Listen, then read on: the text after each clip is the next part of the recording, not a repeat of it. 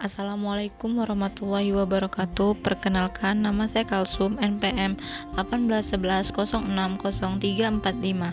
Di sini saya akan menjelaskan tentang prinsip-prinsip pengembangan kurikulum. Pengertian prinsip pengembangan kurikulum. Secara tata bahasa, prinsip mempunyai arti asas, dasar, keyakinan, dan pendirian. Pengertian dan makna prinsip tersebut menunjukkan bahwa prinsip itu memiliki fungsi yang sangat penting dalam kaitannya dengan keberadaan sesuatu. Prinsip juga mencerminkan hakikat yang dikandung oleh sesuatu, baik dalam dimensi proses atau dimensi hasil, dan bersifat memberikan rambu-rambu yang harus diikuti untuk mencapai tujuan secara benar.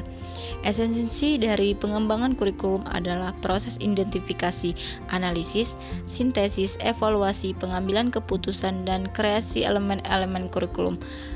Agar dalam proses pengembangan kurikulum itu bisa berjalan secara efektif dan efisien, maka dalam pekerjaannya, para pengembang kurikulum harus memperhatikan prinsip-prinsip pengembangan kurikulum.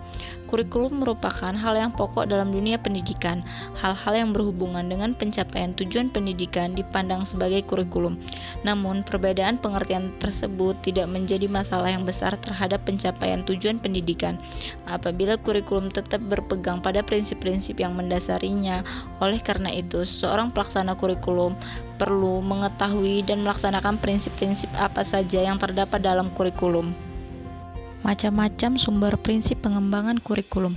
1. Data empiris. Data empiris merujuk pada pengalaman terdokumentasi dan terbukti efektif. 2. Data eksperimen. Data eksperimen merujuk pada temuan-temuan hasil penelitian.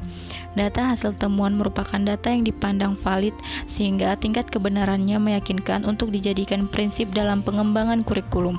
3. Cerita atau legenda yang hidup di masyarakat. Selain dari data-data lain, banyak data hasil penelitian sifatnya sangat terbatas.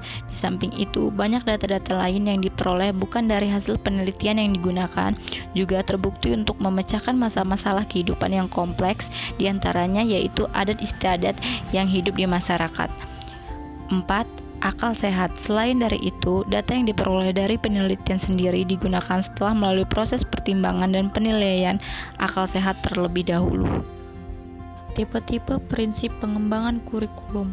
Tipe-tipe prinsip pengembangan kurikulum yaitu tingkat validitas dan reliabilitas prinsip yang digunakan.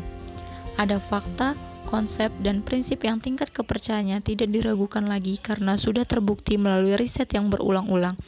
Ada juga data yang sudah terbukti tetapi masih terbatas dalam kasus-kasus tertentu, belum bias digeneralisasikan.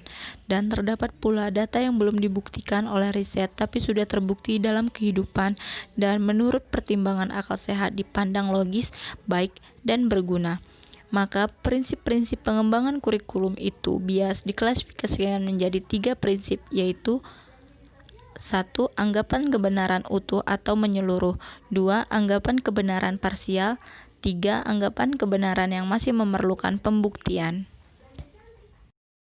Macam-macam prinsip pengembangan kurikulum. A. Prinsip umum.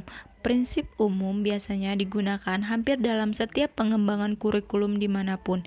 Sukma Dinata menjelaskan bahwa terdapat 5 prinsip umum pengembangan kurikulum, yaitu 1. Prinsip relevansi. Prinsip relevansi artinya prinsip kesesuaian. 2. Prinsip fleksibilitas. Prinsip fleksibilitas artinya bahwa kurikulum itu harus lentur, tidak kaku terutama dalam hal pelaksanaannya. 3. Prinsip kontinuitas. Prinsip kontinuitas artinya kurikulum itu dikembangkan secara berkesinambungan. 4. Prinsip praktis. Prinsip praktis ini disebut juga prinsip efisiensi. Dan yang kelima, prinsip efektivitas. Yang dimaksud prinsip efektivitas adalah sejauh mana perencanaannya kurikulum dapat sesuai dengan keinginan yang ditentukan. B. Prinsip khusus. Prinsip khusus berkaitan dengan prinsip yang hanya berlaku di tempat dan situasi tertentu. Prinsip ini merujuk pada prinsip-prinsip yang digunakan dalam pengembangan komponen-komponen kurikulum secara khusus, yaitu tujuan, isi, metode, dan evaluasi. Karena adanya perbedaan, mengakibatkan adanya penggunaan prinsip-prinsip yang khas. Menurut Sukma Dinata, terdapat prinsip-prinsip pengembangan kurikulum khusus, yaitu 1. Prinsip yang berkaitan dengan tujuan pendidikan.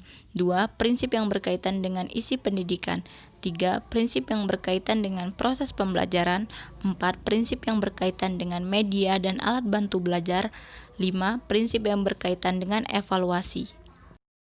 Berikut prinsip yang harus diperhatikan dalam pengelolaan hasil penilaian, yaitu 1. Norma penilaian apa yang akan digunakan dalam pengelolaan hasil tes.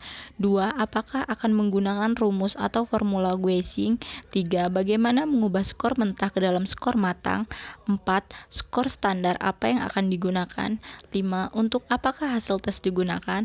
6. Bagaimana penyusun laporan hasil evaluasi. 7. Kepada siapa sajakah laporan hasil evaluasi ditunjukkan.